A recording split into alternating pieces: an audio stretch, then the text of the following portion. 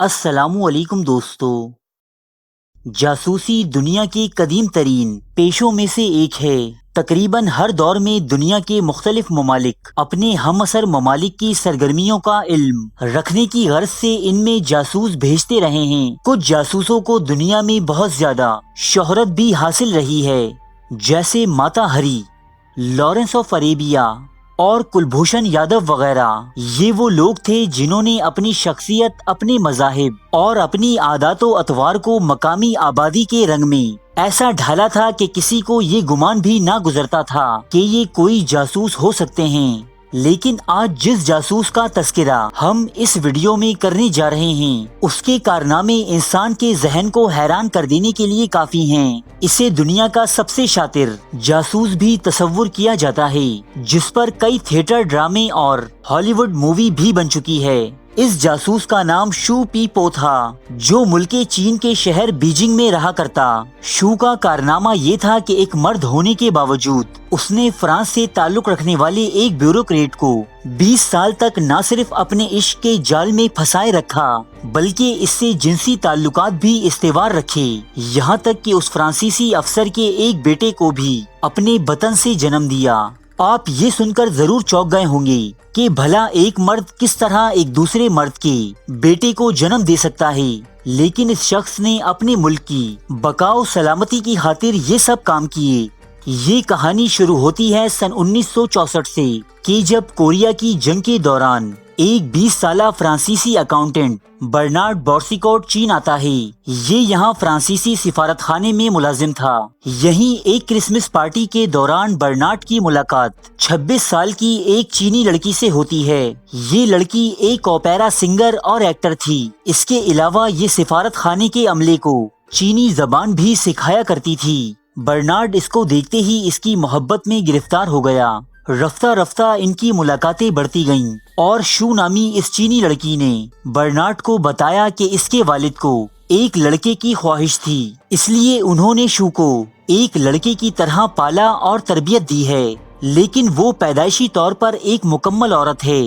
یوں برنارڈ اور شو کی داستان عشق آگے بڑھی اور ان دونوں نے آپس میں جنسی تعلقات استوار کر لیے۔ یہ دونوں اپنی قربت کے لمحات تاریکی میں بسر کرتے، جس کی وجہ شو اپنی قدیم چینی روایات کو قرار دیتی۔ شو کے مطابق ایک چینی لڑکی کی شرم و حیا اسے روشنی میں کسی مرد کے سامنے بے لباس ہونے سے روکتی تھی۔ چنانچہ یہ دونوں 20 سال تک اپنے ازدواجی تعلقات کو ایسے ہی تاریکی میں انجام دیتے رہے۔ اس تمام عرصے میں برنارڈ نامی سفارتکار کو یہ شبہ تک نہ گزرا کہ وہ جس عورت کے ساتھ اپنی راتیں بسر کر رہا ہے وہ کوئی عورت نہیں بلکہ ایک مرد ہے۔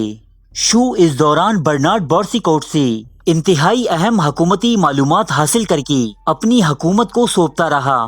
پھر کچھ عرصے کے لیے برنارڈ کا تبادلہ منگولیا کے شہر اولان باتور میں ہو گیا، لیکن اس کی شو سے محبت اس قدر بڑھ چکی تھی کہ برنارڈ گاہے بگاہے اس سے ملنے بیجنگ آتا رہتا تھا۔ شو اس کی بیوی بن کر منگولیا کی بھی انتہائی خفیہ معلومات حاصل کرتا رہا۔ چند دن بعد شو نے برنارڈ کو ایک خط ارسال کیا جس میں یہ خوشخبری درج تھی کہ وہ جلد ہی باپ بننے والا ہے اور ان کے ہاں ایک بچے کی پیدائش متوقع ہے۔ اگلی مرتبہ جب برنارڈ بیجنگ آیا تو شو نے اس کی ملاقات ایک چھوٹے لڑکے سے کروائی اور برنارڈ کو بتایا کہ یہ ہمارا بیٹا ہے۔ برنارڈ اس موقع پر بہت خوش تھا۔ اب وہ اپنی محبوب عورت شو اور اپنے بیٹے شو ڈوڈو کو لے کر فرانس واپس جا کر چین و سکون کی زندگی بسر کرنا چاہتا تھا۔ برنارڈ نے جلد از جلد تمام کاغذی کارروائی انجام دی اور اپنی بیوی اور بیٹے کو لے کر 1982 میں پیرس منتقل ہو گیا۔ چونکہ برنارڈ بورسیکوٹ ایک حساس عہدے پر فائز رہا تھا، سو اس کی نگرانی کے دوران فرانسیسی خفیہ اداروں نے برنارڈ کی بیوی یعنی شو کی کچھ مشکوک حرکات کا مشاہدہ کیا اور جون 1983 میں یہ دونوں میاں بیوی گرفتار کر لیے گئے۔ پولیس کی حراست میں برنارڈ کی بیوی شو نے یہ اعتراف کر لیا کہ وہ عورت نہیں بلکہ ایک مرد ہے۔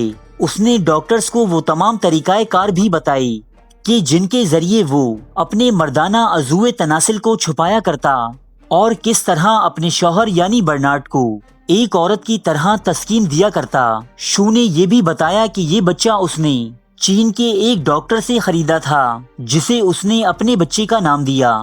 قید خانے میں بند برنارڈ بورسیکوٹ کو جب اس حقیقت کا علم ہوا کہ وہ جس عورت کے ساتھ گزشتہ 20 سال سے اپنی راتیں رنگین بنا رہا تھا وہ در حقیقت عورت نہیں بلکہ ایک مرد تھا، اور وہ بچہ جسے وہ اپنا بیٹا تصور کرتا نہ جانے کس کی اولاد تھا، تو برنارڈ نے ایک تیز دھار آلے کی مدد سے اپنی شہرک کاٹ کر خودکشی کی ناکام کوشش کی، لیکن بروقت اقدامات کے ذریعے اسے بچا لیا گیا۔ جب عام عوام تک برنارڈ بورسیکوٹ کی یہ کہانی پہنچی تو لوگوں کی جانب سے اس کا خوب مذاق بنایا گیا، اور فرانس میں آج تک اس واقعے کو خوب مزے کا خیز انداز میں بیان کیا جاتا ہے۔ بعد ازاں برنارڈ اور شو دونوں کو حکومتی معلومات لیک کرنے کی پاداش میں 6 سال قید کی سزا سنائی گئی، مگر چین اور فرانس کے تعلقات بہتر کرنے کی غرض سے شو کو 1 سال ہی میں رہا کر دیا گیا۔ معافی ملنے کے بعد شو پیرس ہی میں رہا اور بحیثیت ایک اوپیرا سنگر اور ایکٹر تھیٹر میں کام کرتا رہا، یہاں تک کہ 2009 میں 70 سال کی عمر میں شو پی پو نامی اس حیرت انگیز جاسوس کی موت واقع ہوئی۔ اپنی موت سے قبل اس کے الفاظ تھے کہ وہ اب بھی برنارڈ سے بہت محبت کرتا ہے، جبکہ دوسری طرف برنارڈ بورسیکوٹ جو آج بھی حیات ہے، اسے شو کی موت پر کوئی غم و ملال نہ تھا۔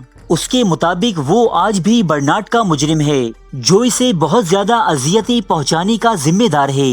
شو آج اس دنیا میں نہیں، لیکن جاسوسی کی تاریخ میں جو کارنامہ وہ انجام دے گیا ہے، ماضی و مستقبل میں شاید ہی اس کی کوئی نظیر مل سکے۔ جبکہ برنارڈ بورسیکوٹ نامی فرانسیسی سفارتکار جو آج بھی زندہ ہے، لیکن وہ جہاں بھی جاتا ہے لوگوں کے کہے اور طنز و طعنے اس کا پیچھا کرتے ہیں۔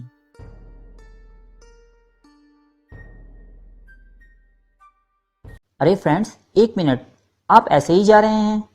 اتنی محنت سے ویڈیو بنائی ہے، ایک لائک تو بنتا ہے نا؟ اور دوسرا یہ کہ آپ ہمیں اتنی بڑی دنیا میں دوبارہ کیسے ڈھونڈیں گے؟ تو اس کا حل یہ ہے کہ آپ ہمارے چینل کو سبسکرائب کر لیجئے اور اس بیل کے آئیکن کو کلک کر دیجئے۔ اس طرح ہمارے آنے والی تمام ویڈیوز آپ تک پہنچتی رہیں گی۔ ارے ڈریے مت، یہ بالکل فری ہے۔